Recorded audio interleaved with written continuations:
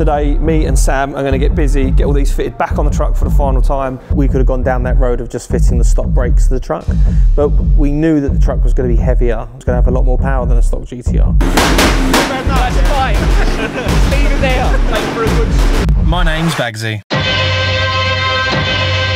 I'm a pro drifter and the guy behind SB Motorsport. Over the years, we've built some amazing creations like the V8 GT-R and our PS13 comp car. We bring the smoke and smiles to events all around the world, with a few viral sensations along the way. But now it's time for a world's first. We're putting GT-R life and soul into a Navara truck. But I'm not doing this alone. I've got a great team to help me.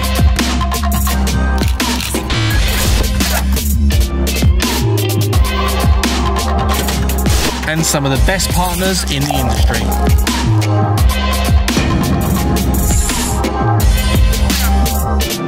So buckle up, it's gonna be a hell of a ride. And even I don't know how it's gonna turn out. I just drive the car. Welcome to Project Navara-R. Yeah, so Funk come down. Obviously they've supported SB Motorsport for a long time now. They wanted to be part of the project and we needed them to be part of the project. Working with Funk for the last 2 years a lot closer, it's just really easy. You know, we can go to them with little things that we feel that we might need a little bit more attention to detail with certain things under the engine bay, and they come up with a solution for it. You know, it's a fairly win-win situation, you know. Higgo's just thinking, I can't wait to delete out all these. He's not even filming. He's just holding it. He's not recording. Doesn't even have a battery in it.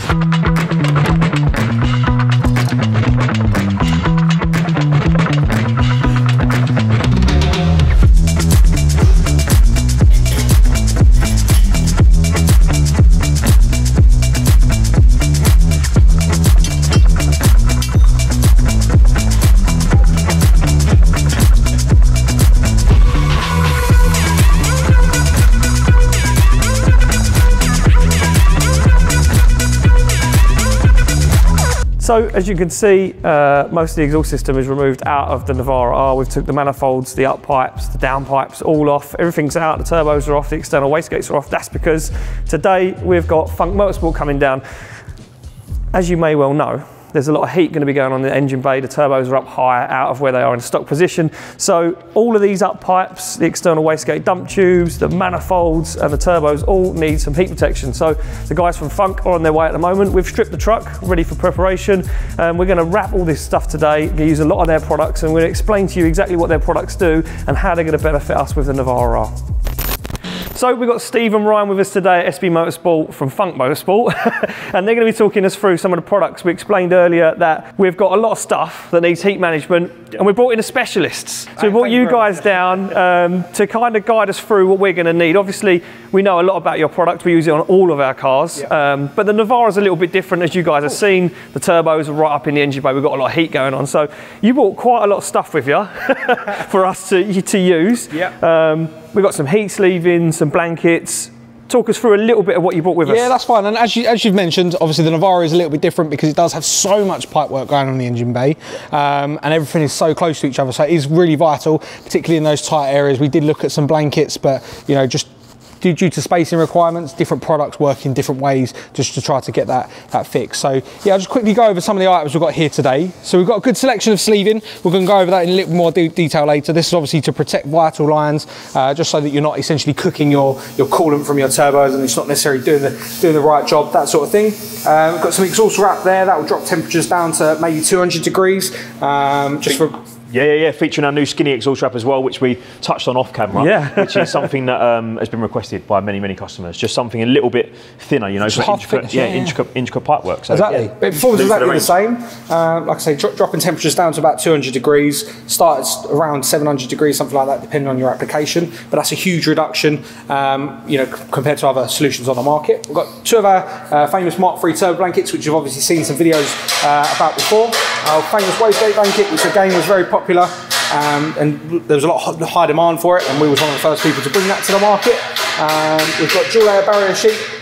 which is essentially just an insulation shield that you'll see on kind of any old road car, but this one here is essentially double layer, and it's got our famous insulation inside as well. You can easily cut that and shape that, and I know you've used that a lot here as well. Yeah, arguably one of the most versatile products in the range. Yeah, exactly. It's all about using a combination of these things just to try to get the heat where you want it and where you keep it away from where you don't want it. Brilliant. Yeah. Reliable running is the focus. That's what we're trying to offer. The focus. We're trying to build Baggsy a daily truck here that's 1,000 horsepower, so that is the key. That is the key. Well, so there we go. Look, you touched on this briefly. This really was, like you say, a real customer want. They really reached out to you guys and said, we need a skinny heat wrap. And as we said off camera, ideal for this sort of application, right? Exactly. The tight radius is intricate parts where it's really hard to maybe sometimes get that 2-inch through. Correct. That is the perfect product for the job. Exactly. I mean, something a lot bigger, like the rest of the screamer pipes or the down pipes, it's a lot easier because you can get that kind of 10-15 mil overlap. On some things that are a lot tighter, for example, around here, you know, there's very, very tight gaps around here, but that's a product that's, like you say, the market was calling for it, and we've done that more than once before where people have really asked for a specific type of product. Or wastegate blankets, probably being another one of those. Yeah, you know, people looking at the turbo blankets saying, we love what they do, we love the quality, can you make something for the wastegate? Or even like our downpipe blankets as well. Yeah. Taking the same, you know, product as our turbo blanket and making it into a specific downpipe blanket, but you know, that's what we're all about. So if you have got any questions or you do have a specific application, you're not quite sure what you need or something maybe a bit more custom, let us know and we'll see if there's a product out there or a product that we can, you know, essentially suit for yourself. Well, there we go. Funk Motorsport going to be tailor-making parts for you off the shelf. Look, we've spoken about these products. I think it's time to crack out the gloves and get some wrapping underway.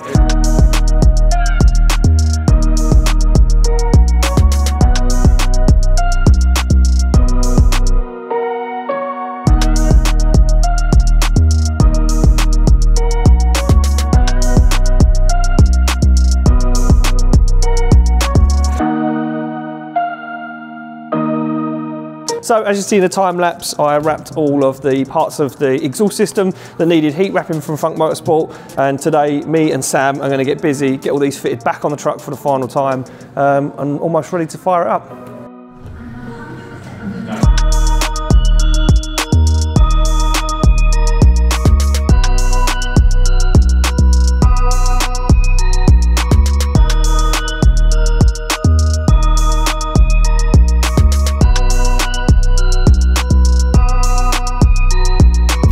All we have to do is we have to go in and show Dad. Make sure he's happy with what we've filmed, as if not, someone will be in trouble, and it won't be me because I'm perfect at everything I do. So when looking into what brakes we wanted to work with on the Nissan Navara-R project, obviously we had the GT-R brakes that came with the GT-R when we got it. So we could have gone down that road of just fitting the stock brakes to the truck. But we knew that the truck was going to be heavier than a stock GT-R, and we knew it was going to have a lot more power than a stock GT-R. I started having a quick look online to see what options there are for brakes for the Nissan GT-R platform, and it quickly became apparent that there's only really one company on the market that, you know, supplies such an amazing brake kit, and that's the Alcon brake kit. All the big suppliers and all the big builders of GT-Rs, you know, use that and suggest using the kits that they make. They're a really, really good brake brand. They've sent us some amazing brakes. I believe they're a 412mm front disc with an RC6 front caliper. Lovely bits of kit. We've got RC4 calipers on the back with a 380mm disc. At one point we was a little bit afraid that our wheels weren't going to be big enough to actually get all that braking, you know, in the wheel, but it all kind of worked out at the end, and yeah, they're amazing. You know, the Navara almost feels like it's doing an endo when you stand on the brakes quite hard. So yeah, amazing to have another UK-based company on board with the project, and another company that was just super easy to work with, and we're really into the project from the start.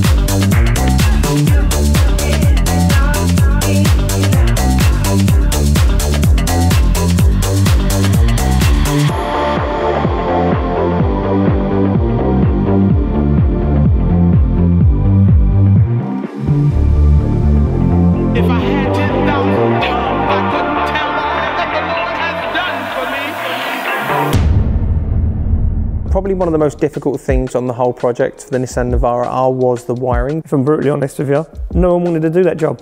It's a very involved thing to try and take on. It's a big, you know, you really need to know a lot about wiring to be able to take on a challenge like the Navara project. So we knew we needed somebody to come in that was a specialist. We'd worked with Phil at Wire Monkey on the PS13 and the S13, and he's also done a few bits and pieces on the GT-R. Yeah, I've been on this project a little while now. Yeah, when SB approached me about doing the wiring on it, yeah, very excited. You know, not only for working for Baggsy, but also the whole fact of working on a project which had never been done before. Like, no one's ever put the GT-R engine and running gear into a Navara, so it was good to be a part of a project that was literally the first ever. You know, generally it's JZs, S-bodies for me, and bits and pieces like that, so to be something this custom was yeah, very exciting. Working with Phil is good. He does a lot of research into things. If we've got a problem but we don't know what the solution is straight away, he'll go away and spend time looking into it and figuring it out. And he's dealt with Civex, going backwards and forwards with them, trying to figure out how to make certain aspects of the truck work. Initially it was a bit daunting. Oh my God, this is such a mess. There was a couple of moments where Phil was sat on the floor with wiring looms over his lap. Me, Corbin, Sam, we all looked at each other and said, he's in over his head here. It was a big project to take on with wiring. We're talking about doing something that no one's ever done before. You're taking a gearbox, ECU and harness out of a GT-R harness. You're taking an engine, ECU harness out of a normal harness, combining the two, putting them into a Navara. Phil has done witchcraft, that's what he's done.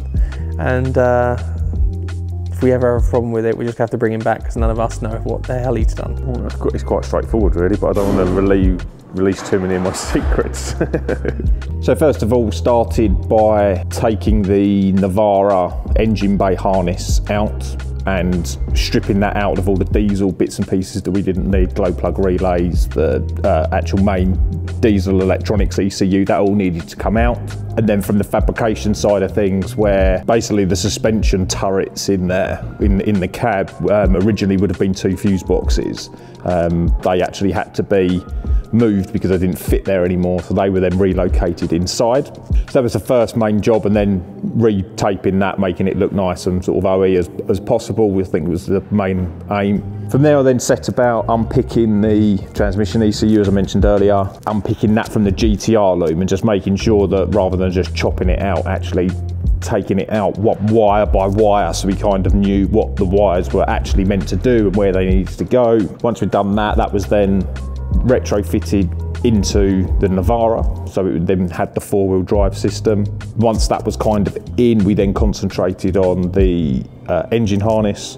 So again, the engine harness is the original OE harness that we've stripped down, taking out bits and pieces that we didn't need, you know, certain emissions control bits and bobs, adjusting bits and pieces where it's got the ASNU inlet, it's got different position to the throttle bodies, so the wiring all had to be adjusted for that. Again, the ASNU inlet runs 12 injectors rather than 6, so we then built an additional injector harness to run the additional secondary injectors. Boost control solenoid wiring all went in, incorporating the Civex into the Navara wiring, getting that all powered up. Yeah, it's just all a bit of a blur. The pieces are starting to fall together, and there is light at the end of the tunnel. I'm pretty confident it's going to be started soon.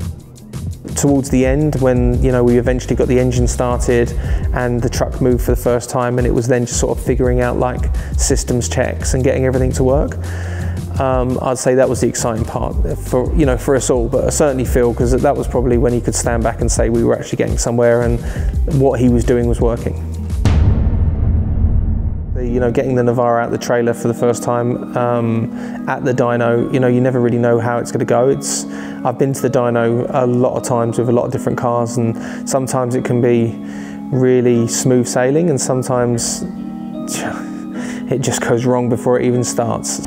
So we've just arrived at JM Imports up in Newcastle. Massive day today. This is it. This is the day I've been waiting for so long. The Nissan Navara-R is getting strapped onto the dyno right now, and we're going to hear her screaming for the first time.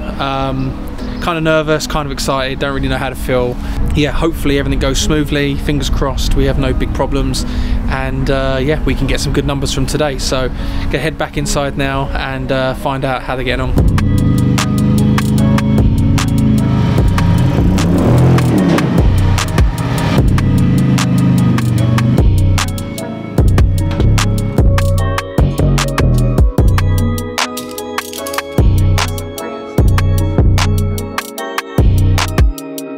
So as I've said before, working with the Nissan GT-R engine, we teamed up with Southend to run their ECU, and obviously that allows us to control not only the engine but the Dodson gearbox. So really in that world, when we started exploring it, there was only really one engine tuner that, you know, stood out from the rest. Southend also suggested they would really like him on board with the project, and that was Romain at Race Cal. So Romain from Race Cal. I tune car for a living, do calibration, engine calibration. I travel and work with trader. That's why we're here today at GM Import. I've been doing it for 20 years now. Mainly Southend, a lot of Honda as well, and today the Navara. Obviously we started the car remotely to make sure everything was fine. Just quick base map. So I wanted to see how the car was going to react, because it's been a very big project, very long project, a lot of nice parts, a lot of unknown as well. We didn't know if the TCM was going to work, if the gearbox was going to work, if the ABS was going to work. So there was a lot of unknown, which was part of the excitement probably, because it was always a bit of a challenge. That's why we left it like in the evening to make sure that we had all night if we needed to. But it's been going well. It's been going well. So yeah, happy with that.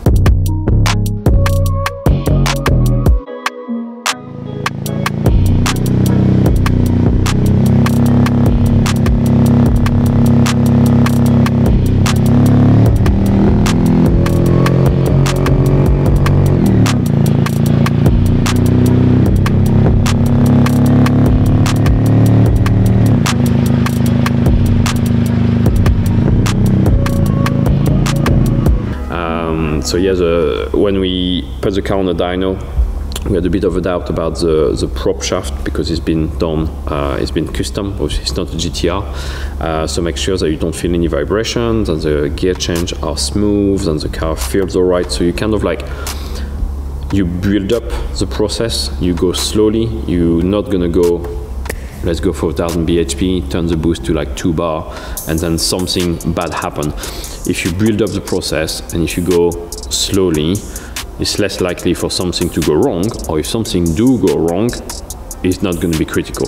Yeah, I mean, some dyno sessions I've been to have took 18 hours sometimes, because we've ran into problems and we've been backwards and forwards, you know, trying to figure stuff out. But yeah, I mean, it went pretty good. With Romain, you know, we started making good power and good numbers, and you know, we quite quickly, I felt, got to some quite serious numbers. You know, we were up at the high 8s, early 9s, and it all seemed to happen quite easily.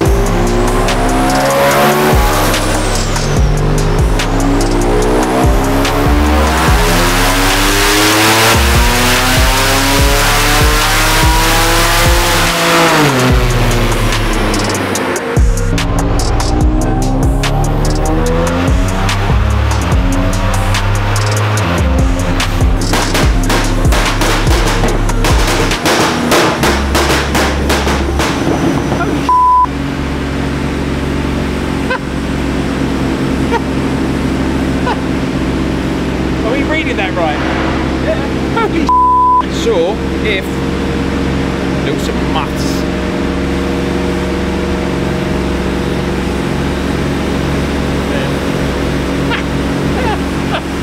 Right, tell him to go home. That's fine. Just leave it there. Take for a good. But we managed to put down 930 something, 934 at the wheels. So even with very low transmission loss, he's well over 1000 bhp. So he was well happy. I don't think he was expecting quite as high of a number that quickly, so everyone was happy. I was expecting it to make like mid 800s and it ended up making 934 to the wheels, so there's a lot of power for a truck. So it's exciting to see what the Navara does with 934 wheels. That's over 1,000 to the flywheels. And at that point, I felt like that's all we needed. You know, we had the Isle of Man TT coming up, Goodwood Festival of Speed on display. I just wanted to go and drive the truck and figure out if we had any other issues that we needed to get through. And I felt that 900 and odd horsepower was enough for the truck at this point. Who knows in the future? You know, there's a lot more probably to come from the engine and the gearbox. You know, we could go up a size on turbos and make some more power. But right now, I think what we've got is enough. And yeah, we'll see what the future holds. So the poor guys at Fleet Livery Solutions, they always get left to last. They always are promised a week, they're always sometimes they're even promised 2 weeks. But in reality, they're the guys that get screwed over at the last minute because they're the ones that have to do a huge amount of work in a very small period of time, because paint or wrapping is always the stuff that needs to happen in the smallest period of time because it's always the last thing of the project to be done. And yeah, as normal, I said to Ash, we'll give him 2 weeks with the Navara to get it right, get it perfect, get it absolutely bob on. And I think he was left with probably 4 working days and a weekend. Lastminute.com. No, it's good. It's good. It's got its benefits, obviously. You know, but no, it's always been good. We've have a bit of banter about it all. But you know what? You know, we're very, very lucky to have the guys at FLS on our side. Ash and his team down there are amazing. You know, they go above and beyond. They literally drop what they need to be able to squeeze us in and make it happen. And the level of work that they do for us every time is, you know, it's just insane. You know, the attention to detail, the little extras, the Steve, do we need this? Do we think we should do this? We've got the truck apart, blah blah blah. It's, yeah, I couldn't ask for more. They're absolutely incredible. Obviously, the task for us was to be able to make that come to life from a graphic point of view, to honour all of the sponsorship, to be able to make something look good, but have a Steve touch to it. You know, trying to keep in line with other sponsors and what they want from the build. So yeah, it was kind of also trying to formulate something that kept in line with the previous builds, like the GT-R that's been done before, and also as competition cars, you know, as well as trying to match in with the vans, the branding that are on the vans, to keep the corporate kind of look, but the absolute bonkers mad idea of a GT-R powered Navara-R.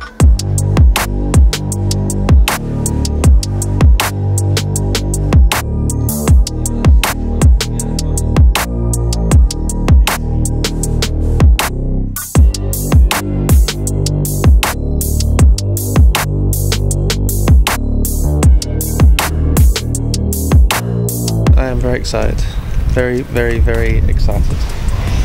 So I guess we've just arrived at Fleet Livery Solutions. Another big moment in the build. Ash has started putting the livery on the Navara.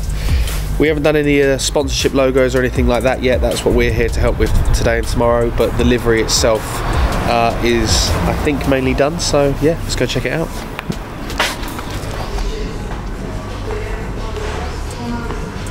Yeah, it's mega, isn't it?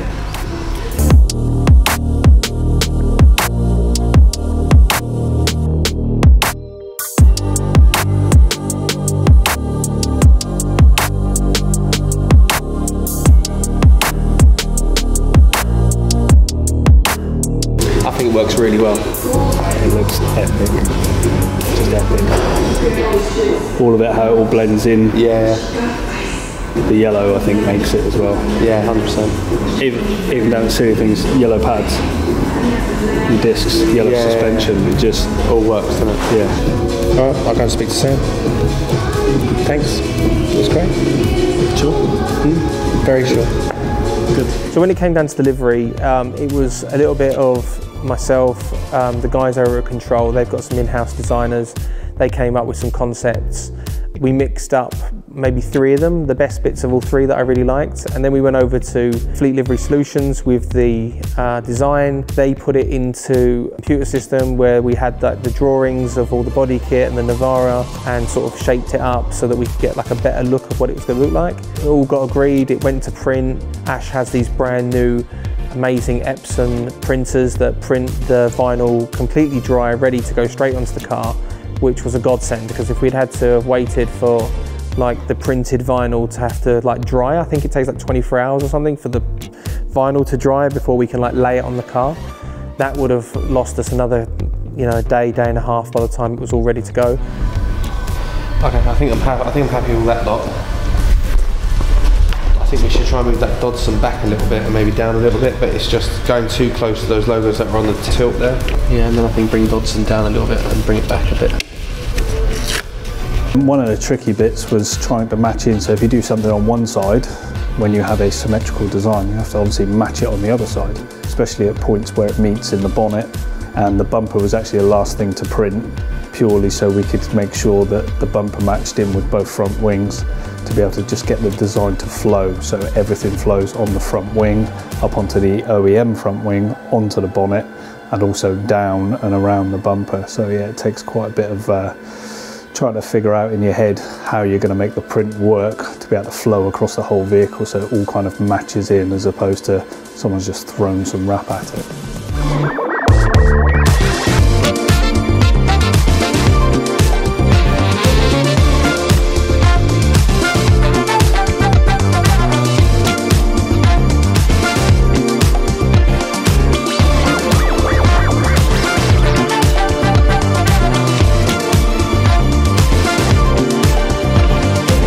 Kind of one of them until you see it all together, and that it's hard to tell. And when we built in that and we originally painted it black and we brought it to the SFC, like we thought, oh, like putting a livery on this is going to ruin it. If there's a way we can keep it black.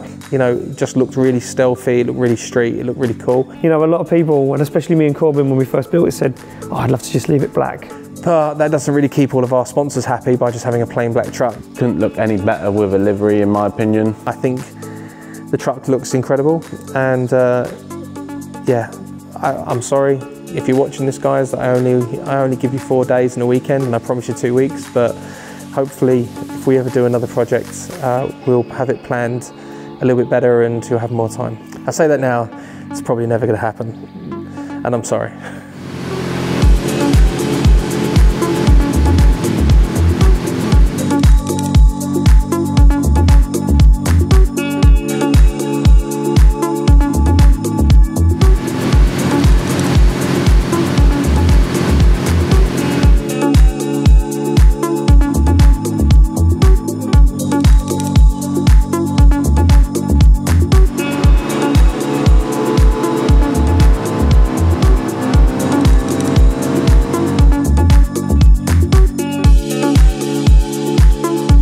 What is next for the truck? That is a good question. We've got plenty of shows coming up where it will be on display. We've got some video projects coming up as well with partners to make some content of the truck actually getting busy. Sending the truck around the track, or trying to do donuts in it, or drag racing with it. We need to do something exciting with it to show what it can do. Take it to as many shows as we can, create as much content with it. So obviously we want to try and do a bit of everything with it. You know, we've spent so long building it that I just want to now enjoy it and show as many people as we possibly can the truck and all the hard work we've all put into it. And yeah, just enjoy it. I think that's what's next for the truck. So that is the end of building the Nissan Navara-R project. It's been a fun 2.5 years. I hope you've enjoyed it. There's been parts of it where I hated it.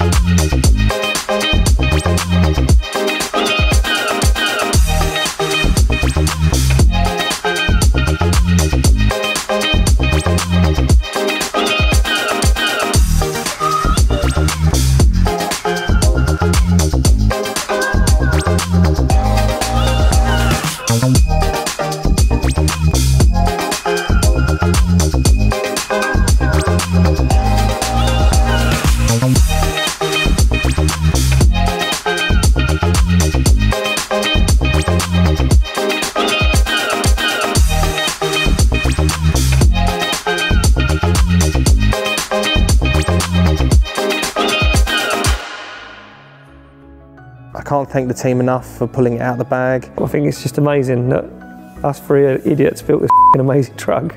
It was a dream that we had back in 2019, and yeah, the guys have made a dream a reality. You know, there's been so many people that have worked on this project, and we've been so incredibly lucky with the support that we've had, that it's really difficult to kind of pinpoint one area on the truck that I love more than any other. You know, obviously I love the way it looks, I love the way it drives, I love the way it sounds, but I also love the partners that we've got that have worked on this truck with us, you know, from being very lucky to be able to work with companies like Sparco, being able to ask them for amazing pair of seats to go in the truck, to my relationship with Peter and his team at Forge Motorsport. You know, I couldn't have asked for any more from them. In fact, I started asking maybe for less, because I just felt like, you know, what they were doing was way too much. But it's not just working with these companies, but it's also asking for favours or asking for them to just go above and beyond, which is what we've been so lucky to have there. You know, we've been so lucky to have so much support when it comes to that sort of stuff, and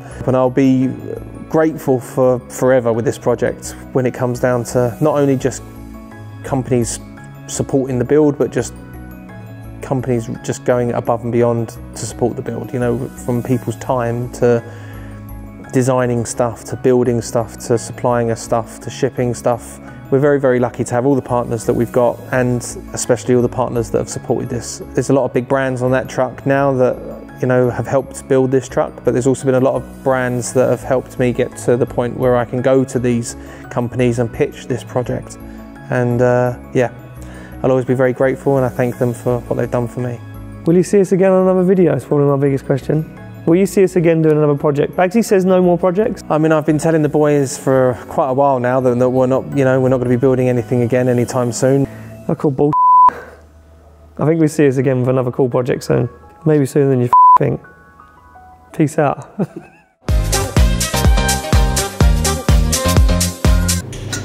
You ready for it? Stop filming me! Stop filming me! Ready? Don't know. You mouth it, I'll do it. Stop filming me!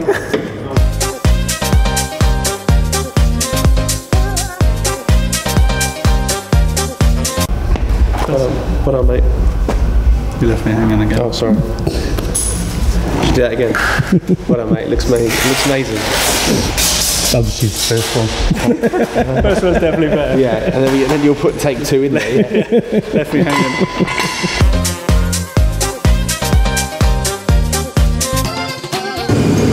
Don't tell anyone though. No. Nothing got broken. Nothing's ever broken. It's always modified. Right?